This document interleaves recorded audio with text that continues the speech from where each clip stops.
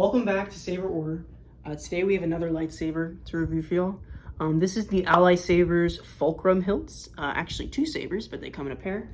These are also known as Ashoka Tano's hilts from Rebels or Mandalorian. Also the third in the line of the Ashoka Tano lightsabers, and hands down my favorite, probably the most iconic and most popular to date.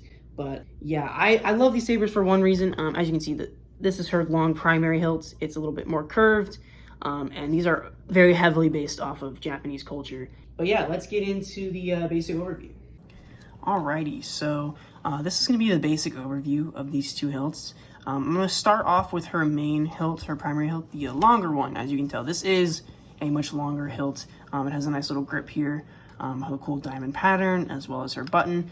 These are one button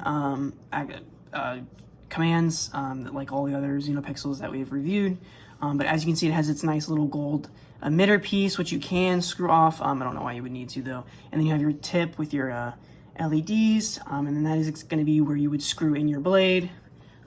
It also does come with a D-clip and a circle clip.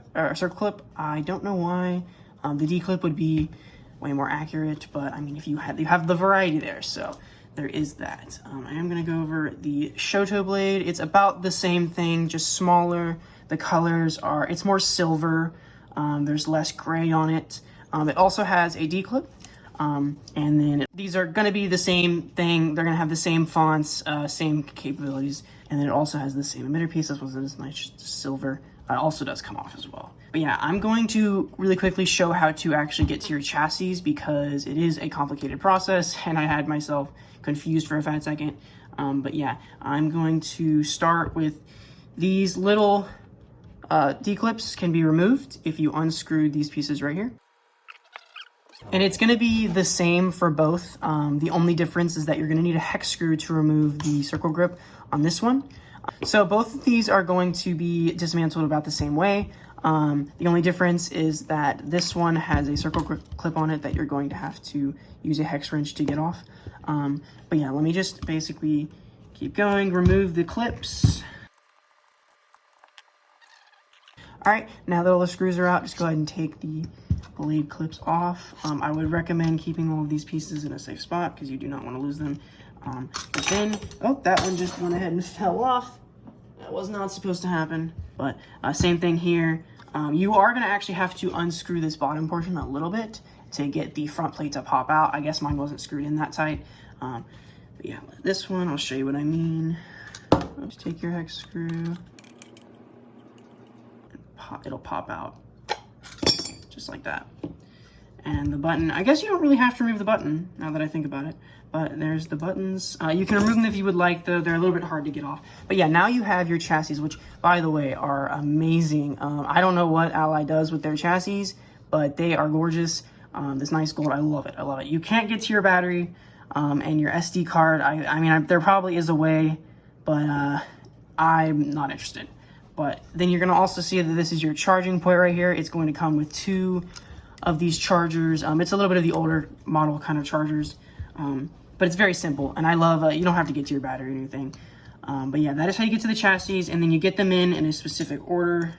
Faceplate back on first, hold it down, and then screw this top piece back in, and then just go ahead and reinsert all the screws.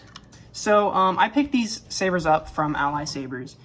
They were on sale, usually about $600, and I got them for $500, so kind of a steal. And yeah, like I said, you do get two blades for pretty cheap compared to usual single-bladed hilt prices.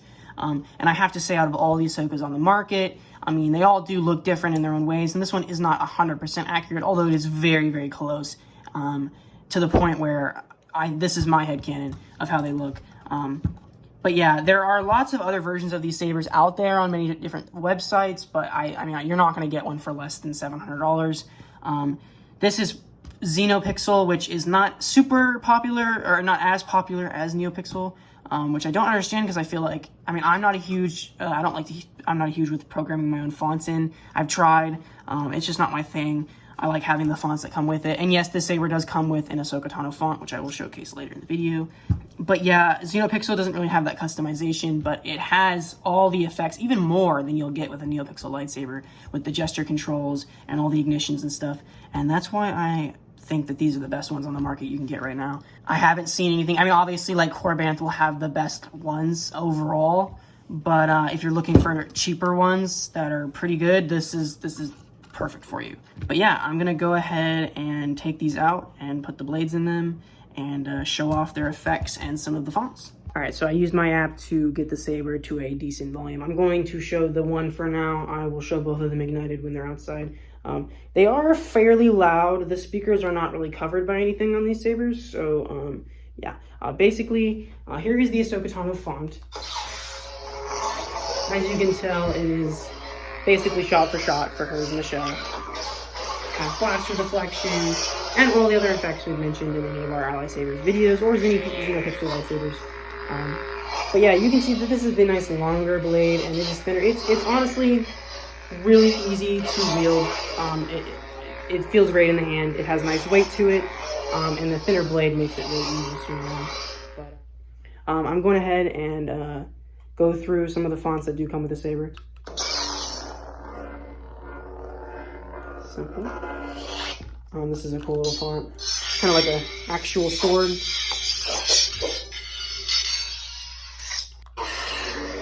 Nice little light blue font. This is Ezra Bridger's font from the first 2 seasons of Rebels. Kind of staying on theme.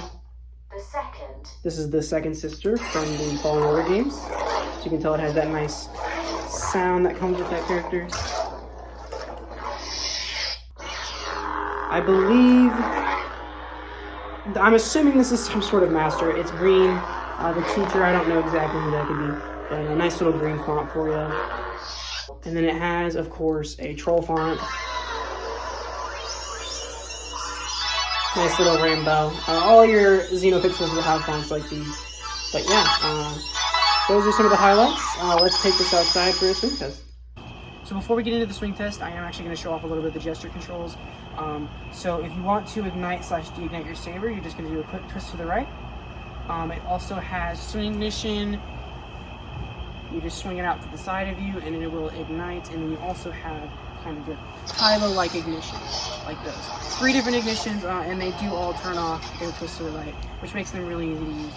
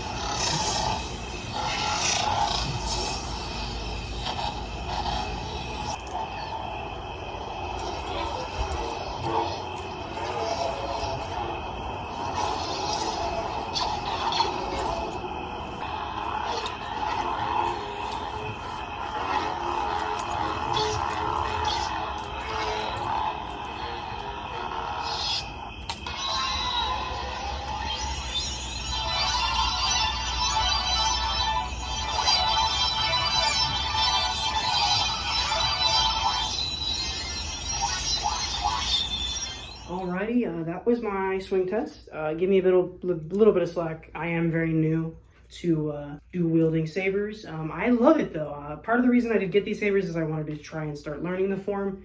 I don't fight exactly like the way Ahsoka does. I usually just kind of hold them up like this. But dual wielding is so much more fun than it looks. It's kind of complicated to get into, but once you learn it, it is very fun. I am going to quickly mention, it does come with this nice little stand. It does come with 2. But if you really want to display it in true Ahsoka fashion, I would get a custom stand that has one up high and one down below, because it would just look way better when displaying. But yeah, basic thoughts on these. They're amazing. The accuracy is so good. The weight, the feel, the chassis, everything about these sabers are spot on for me. And Ahsoka is my personal favorite character. Basic, I know, but these are one of my favorite. I feel like I say this every video, but every time I get a new saber, it very quickly becomes my favorite. I think Palpatine is still my favorite single-wielded to mess with, but when it comes to just overall fun, these take the cake. I don't know, honestly, Cal Kestis might take the cake as well, but I haven't used that one in a while. But yeah, I would totally recommend you get these off of Ally Sabers. Ally Sabers is great. They have the best prices around. I mean, I've looked at so many different websites, and we'll go over some of them in a future video, but Ally is for sure hands down the best with price. Shipping times will vary. It's not very responsive, but honestly, you won't be waiting longer than 3 weeks. Mine, these took about a week and a half to show up. It did take about 7 days to get my tracking, but I mean, just have faith. It'll show up, I promise. But yeah, that's going to be it for this video today. I hope you guys enjoyed. And if you have any questions, put them down in the comments below. If you can, hopefully they're enabled. And also go ahead and subscribe.